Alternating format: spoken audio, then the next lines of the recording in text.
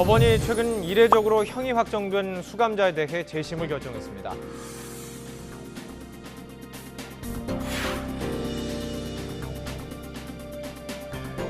올해 초 진범이 범행을 공개 자백하면서 법원이 재심을 결정했는데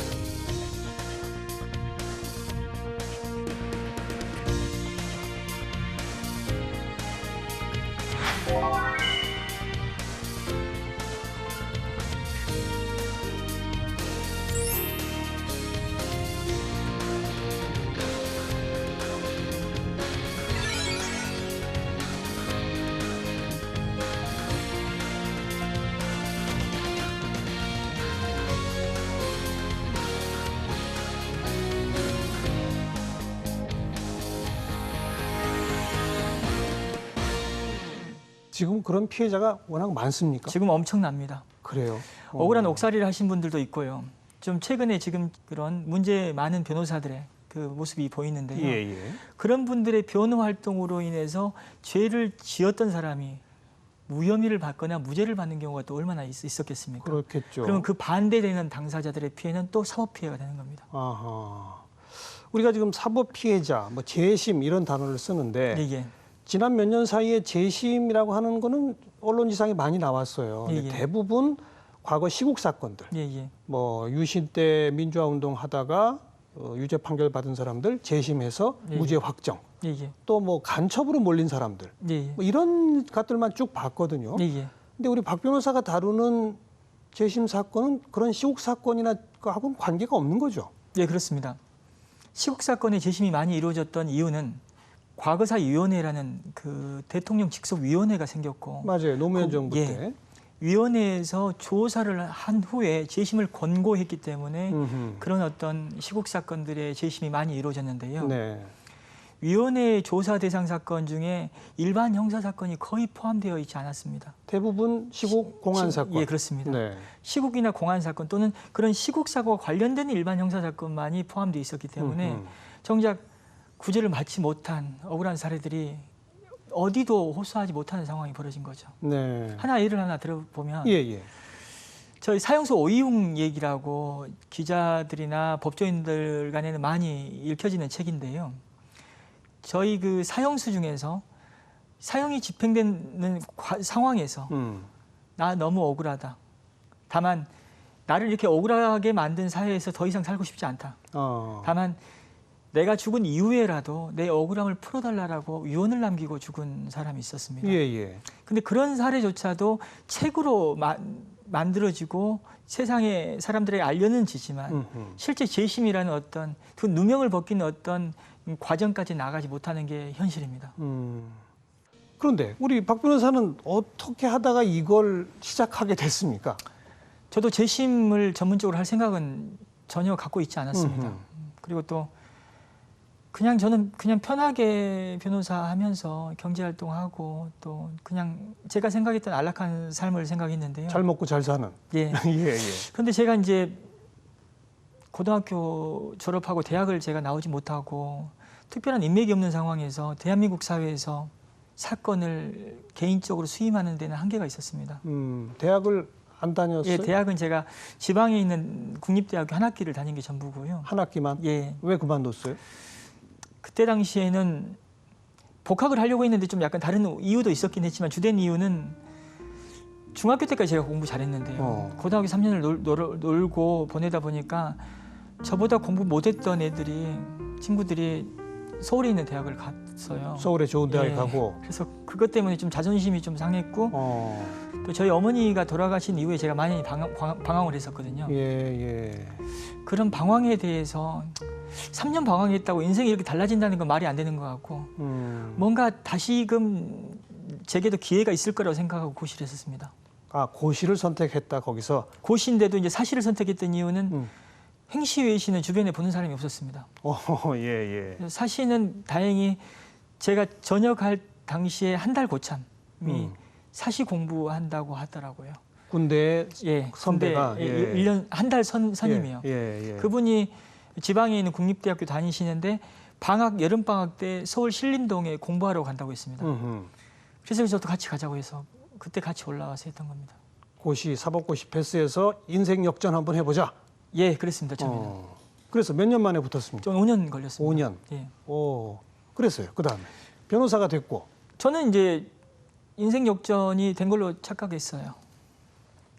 그런데 제가 또 부모님이 물려주신 빚이 좀 있었습니다. 아이고. 네. 근데 그걸 이제 또 아는 상태에서 고시 공부할 때 아버님이 돌아가셨는데 돌아가신 이후에 저를 도와주신 분이 있었거든요.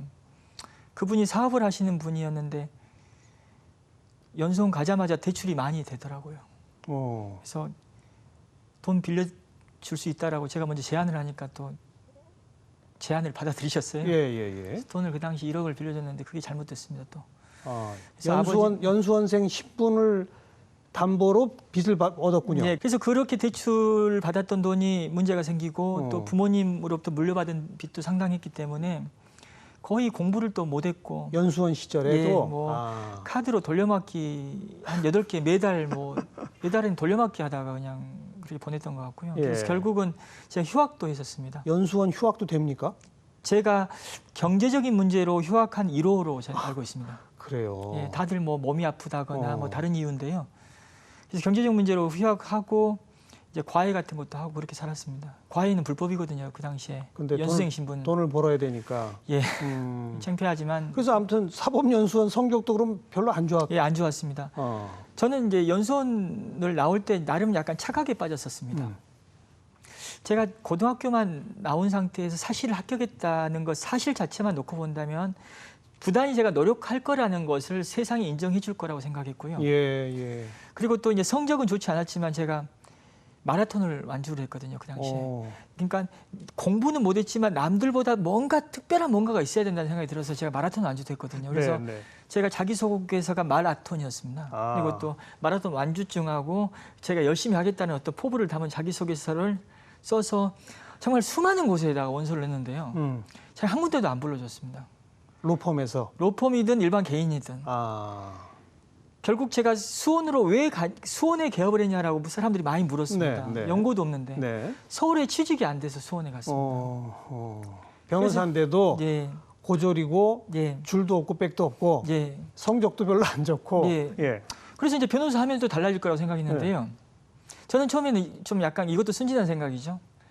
저희 섬 출신 사람들, 주변 섬 완도라는 지역 사회에 고향이 거기에요. 그 분들 중에 상당수가 서울의 수도권에 살고 있는 분들이 꽤 많거든요. 저는 그 완도라는 지역, 또 노아라는 지역에서는 거의 없는 변호사이기 때문에 그 지역 사람들이 다 제 잠재적 의뢰인이라고 생각을 했거든요. 그런 경우 많죠. 근데 그게 아닙니다. 안 찾아와요? 제 친구들조차도 저를 선임하지 않았습니다. 그게 현실입니다. 어떻게 네가 사시 합격한 것까지는 정말 대단한데 내가 너 능력을 어떻게 믿어? 못 믿겠다. 못 믿죠. 저라도 못 믿죠. 그래서요. 냉정하게 따져봤을 때 사건이 안 들어옵니다. 그래서 그것도 있었고 또 그래서 나름 좀 타개를 해보려고 이런 어떤 그 로타리 클럽이나 이런 어떤 친목단체 같은 데도 가보고 지역 유지들 모이는데 근데 그런데도 이미 점하고 있는 분들이 또 있고 그렇죠. 그런 게 안 맞더라고요. 그래서 결국은 살 길은 국선밖에 없다. 국선 변호. 그래서 국선 변호를 그때부터 많이 하게 된 겁니다. 국선 변호라는 게 그러니까 피의자들이 변호사를 자기 자력으로 이렇게 동원하지 못할 때. 근데 그 당시만 해도 자력을 동원하지 못하는 경우에도 선정을 해주셨지만 좀 많이 확대되는 추세였습니다. 그 당시만 해도 제가 했을 때. 국선 변호가 확대된다. 그러니까 정부가 돈을 내서 변호사를 피고인한테 붙여주는 거죠. 네, 맞습니다. 그래서 국선 변호를 많이 하면 사선 변호 몇 건 안 해도 충분히 살 수 있었거든요. 한 건당 근데 돈이 얼마 안 하잖아요. 그 당시만 해도 20만 원, 30만 원이었던 것 같습니다. 그게 몇 년도쯤입니까? 제가 2007년부터 본격적으로 했거든요. 국선 변호를. 2007년. 2006년 말부터 있었습니다. 지금부터 한 10년 전인데 그때 한 건당 한 20만 한 20만 원 정도 했던 것 같습니다. 그러니까 적은 돈이죠. 사실 변호사 수임료로 따지면 근데 그 사건 수가 많아지면 그게 적은 돈이 아닙니다. 박리담에 예, 몇 건씩이나 했는데요. 많이 할 때는 70건 이상씩 했습니다. 한 달에. 동시에 한 달에. 한 달에 70건? 예, 그리고 하루에 재판이 많을 때는 피고인 수가 20명 넘어갈 때도 있었습니다. 근데 그렇게 가능해요? 정부가 이렇게 특정 변호사한테 많은 걸 몰아주기도 해요? 그때만 해도 누가 안 하려고 했었습니다. 아, 그때만 해도 누가 안 하려고 했고 국선 사건 중에서 굉장히 어려운 사건도 있었거든요. 예. 그리고 또 사람 대하기 힘든 사건들도 있습니다. 그렇겠죠. 그런 사건들을 갖다가 남들이 안 맡는데 제가 맡아주니까 또 재판부 입장에서는 아 그래도 수고하는데 또 더 줘야겠다 해가지고 제가 수원지방법원에 있는 모든 재판부를 다 들락날락할 때가 있었습니다. 아하. 그때는 뭐 제가 어떤 재판 4층이 법정이 4층이었는데요. 어떤 재판정에서 재판하고 있다가 뒷문을 살짝 열고 경위님이 저를 찾으러 다녔습니다. 네. 그러면 제가 좀만 기다려달라고 하고 아, 내려가면 또 판사님이 저를 기다리고 있고 알겠어요. 그런 시대가 있었습니다. 그러니까 정부 입장에서는 국선 변호를 자꾸 늘리는 것이 사실 뭐 모든 국민은 변호인의 조력을 받을 권리가 있으니까. 예, 예. 그런데 자기 돈으로 그걸 못하는 사람들 정부가 책임져 준다. 예, 예. 좋은 일이죠. 좋은 방향이고. 그런데 변호사들은 사실 국선 변호 좀 꺼리고 예, 예. 이게 맞물려서 우리 박 변호사가 그런 박리담회를 할 수 있었다. 예, 그 당시 상황은 그랬습니다. 아. 지금은 서로 하려고 하죠. 국선은. 요즘 그렇죠. 예, 서로 하려고 합니다. 변호사가 워낙 많아졌기 예, 때문에. 좋은 시대에 제가 좋은 기회를 잡았던 거죠. 그래서 그렇게 예. 그렇게 해서 이제 제가 이제 그러면서도 그렇게 계속 한다는 게 너무 힘들었습니다. 그렇죠. 사람 만나는 것도 힘들고 사건 기록 검토한다는 게 이게 사건 수가 너무 많다 보니까 정말 잠을 못 자고 거의 뭐 1년 365일 일만 했거든요. 네. 그러면서 이제 저는 어떤 생각을 했냐면 사건으로 뭔가 의미를 만들어 봐야겠다는 생각을 했었습니다. 그래서 의미 있는 사건만 들어오면 끝까지 간다. 그런데 수원 노숙소녀 사건이 저한테 들어왔습니다. 수원 노숙소녀 사건입니다. 노숙소녀 사건. 예, 7명이 사람 죽였다는 자백을 했던 사건인데요. 가출 청소년 중에 수원역에서 노숙을 했다라는 표현이 적절한지 모르겠지만 가출을 해서 수원 역사에 있는 어떤 뭐 이런 벤치나 이런 데서 잠을 자거나 또 길거리를 돌아다니는 아이들이었죠. 청소년들. 그리고 또 2분 같은 경우에 노숙인이었고요. 총 7명이 여자 아이를 죽였다는 혐의를 받고 재판에 회부된 사건이 있었습니다. 예. 먼저 2명이 재판을 받았고 이제 5명의 재판을 제가 맡았는데요. 처음에는 검사 앞에서 사람을 죽였다라고 7명이 자백했다는데 그걸 어떻게 안 믿을 수 있겠습니까? 그렇죠. 그래서 처음에는 별 의미를 제가 부여하지 않았었습니다. 그 당시에도. 예. 그런데 청소년 상담 지원센터라고 아이들의 가출 청소년들이 들락날락했던 기관의 선생님들이 그렇게 저를 찾아왔었습니다. 그 5명이 예. 아마 상담했던. 예, 네네네. 5명의 아이들의 선생님이죠. 네. 전화 오고 찾아오고. 네. 처음에는 제가 그게 귀찮았죠. 네. 다른 일 때문에 바빠 죽겠는데. 예. 그런데 계속 찾아오니까 저도 이제 꾀를 부린 거죠. 음. 그래가지고 이제 기록도 두껍고 아이들이 총 7명의 살인사건 기록인데 진술도 많고. 아, 뭐. 기록이 굉장히 두꺼웠습니다. 그래서 그렇죠. 제가 선생님들 4분이 오니까 앉아보시라고 하고 컴퓨터를 다 가지고 오시라고 해서 아이들별로 기록을 다 분리해서 선생님들한테 나눠줬죠. 네. 그러면 어떤 일이 발생하냐면 선생님들이 아이들을 어떻게 해서 구출하려고 네. 6시에 퇴근한 이후에 저희 사무실 12시까지 작업을 하고 갔었습니다. 그럼 저는 딴 일하고 있었죠. 그 당시에. 그리고 일종의 조수를 쓰신. 예, 그랬었습니다. 예. 그리고 선생님들이 이제 작업을 다 깔끔하게 해주십니다. 진술을 분석을 다 해주시고. 아이들 한 명 한 명의 한 명, 한 진술을. 명당. 네. 그러니까 엄청난 노고를 들인 거죠. 그래서요. 그걸 딱 받아보니까 이게 그러니까 아이들을 사랑하는 마음으로 기록을 보니까 이건 법조인이고 아니고 의미가 없습니다. 그 당시에. 예. 딱 보니까 문제가 있는 거예요. 오. 그리고 또 선생님들이 현장 사진을 또 제가 현장을 직접 안 가니까 본인들이 답답해서 현장 사진을 찍어서 저한테 갖다 줬었어요. 대단한 선생님들이네요. 예. 근데 그분들의 노력은 부각이 안 되고 제가 이렇게 부각되니까 제가 굉장히 미안한 거죠. 물론 저도 고생은 했지만. 어쨌든 예. 그래서 이제 그렇게 해가지고 선생님들이 딱 사진도 가져오고 기록 분석 다 해왔는데 억울한 거예요. 이게 제 인생 무죄다? 바꿔주는 사건이구나. 무죄다라는 확신 들었죠. 확신이 딱 와요. 예, 또 아이들도 보니까 이제 그렇게 확신을 갖고 또 아이들을 보니 그렇게 억울해 보일 수도 없고. 그래서 저는 제 인생 바꿔줄 사건을 생각하고 달라들었습니다. 인생을 바꿔줄 사건이라는 게 무슨 말이죠? 유명해지잖아요. 억울한 아이들을 변호에서 국선 변호로 무죄를 받아내면 국선 변호의 무죄 이상이었습니다. 왜냐, 그 사건이 발생한 이후에 매스컴에 엄청난 많은 보도가 있었습니다. 그래요, 그러네요. 그 보도를 다 뒤집는 어떤 사건이 되는 거죠. 내가 유명해질 수 있다. 예, 그렇죠. 유명해지고 싶었어요? 유명해지고 싶었죠. 왜냐, 제가 유명해지지 않으면 저한테 사건을 안 맡기죠. 그러니까 아까 그래서 곧 친구조차도 사건 안 맡기는 상황에 예. 내가 유명한 사건 하나 해결하면 예. 나한테 이제 사건이 오겠구나. 이제 생각했죠, 그렇게. 당연히 그렇게 생각하죠. 그래서요. 그래서 반드시 성공을 해야겠다 생각했고, 그래서 죽기 살기로 했죠. 예. 예, 뭐 공익적인 관점도 물론 있었습니다. 제가 뭐 전혀 없었던 건 아니고요. 근데 네. 일단 제가 어떻게 해서 유명해져야겠다라고 생각하고 달라들었을 때는 그 힘은 어마어마합니다. 잠 안 자고 현장 쫓아다니고 사람 만나러 다니고. 공익 목적보다 힘이 더 나요? 더 납니다. 사익이 더 난다. 예, 저는 더 난다고 봅니다. 때로는. 솔직한 얘기지만 맞는 얘기죠. 예, 때로는 더 납니다. 예, 물론 예. 사익이 사건을 조작하거나 증거를 조작하는 어떤 불행한 행태로 발전했을 때는 아주 문제가 많지만 그렇죠.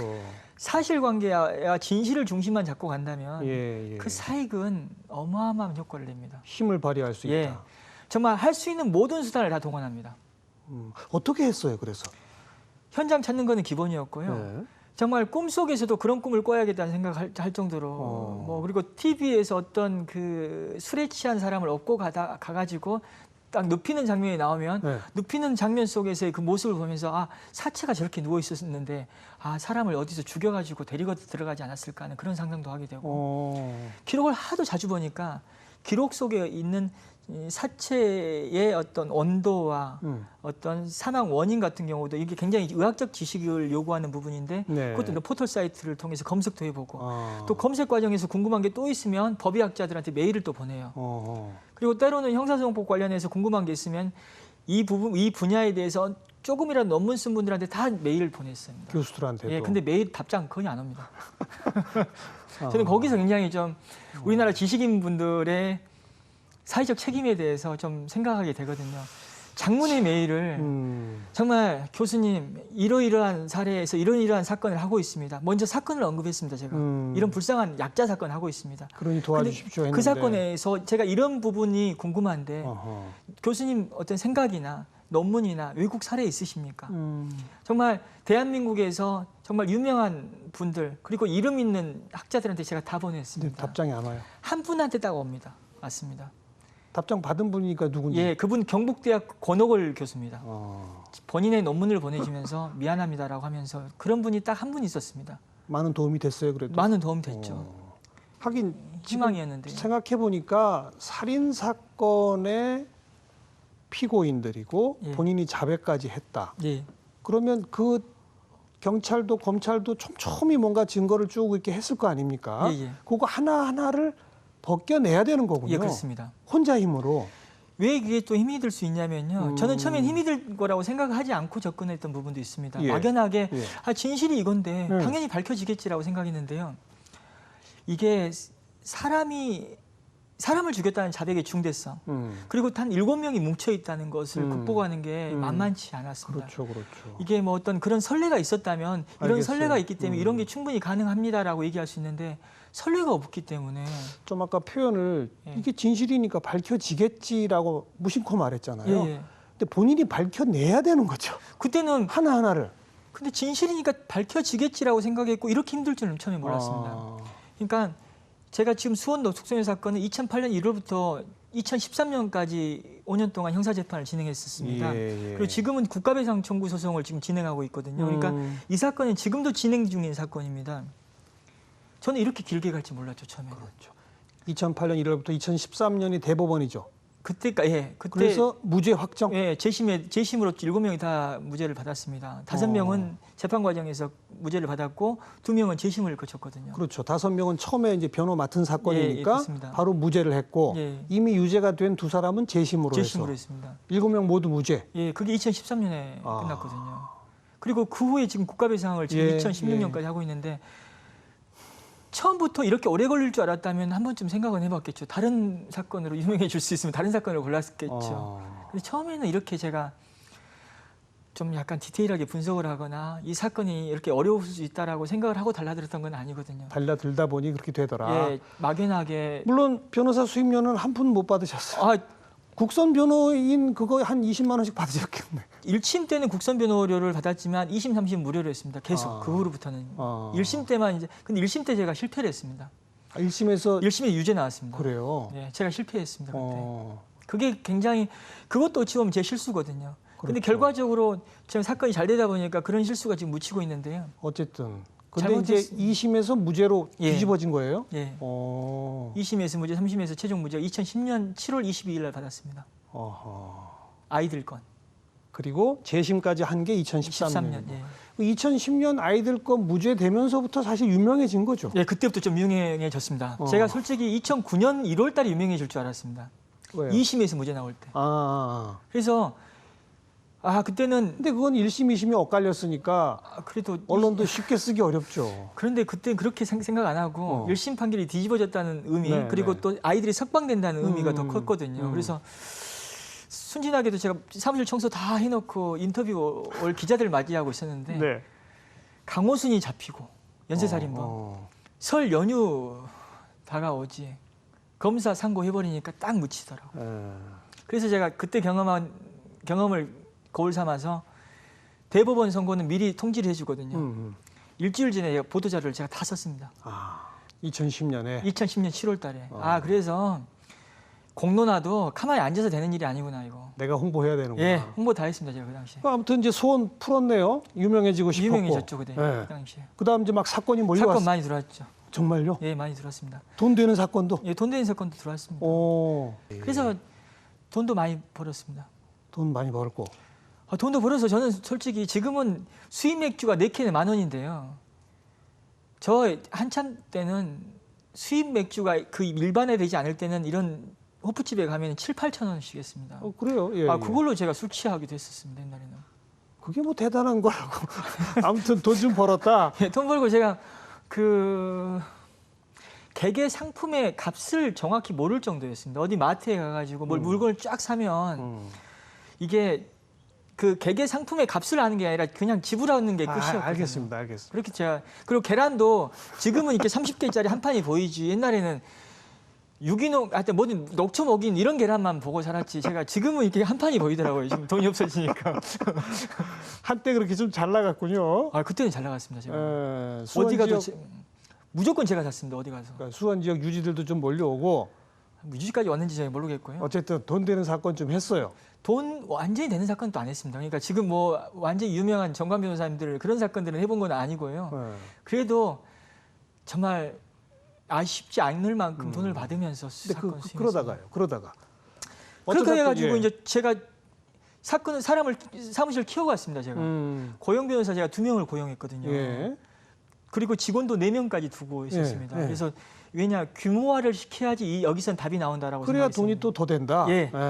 여기는 절대 이제 합동사무소 이런 형태로 가면 안 되고 적게라마 로펌을 만들고 또 로펌을 통해서 이제 발전을 해야 된다 생각해서 이제 2명도 고용하고 했는데 그래서요. 그래서 돈도 벌어 가지고 제주도를 놀러 갔거든요. 네. 제가 식구들 데리고 네. 제주도 놀러 갔다가 와서 이제 김포공항에서 차를 타고 집에 가는 상황에서 이제 장경욱 변호사라고 이제 장경욱 변호사라고 민변 소속에 그래서 전화를 받았던 거예요. 예. 탈북자 사건이라고 하면서 운전 중에 받으니까 제가 별 생각 없이 제가 맞겠습니다라는 실수를 했죠. 그 당시. 원래 알던 분이 아닌데. 원래 몰랐죠. 예, 그런데요. 그래서 제가 발을 빼고 이걸 발을 뺐습니다. 제가 발을 빼가지고 안 하려고. 예. 근데 운명이라는 게 있습니다. 사람이.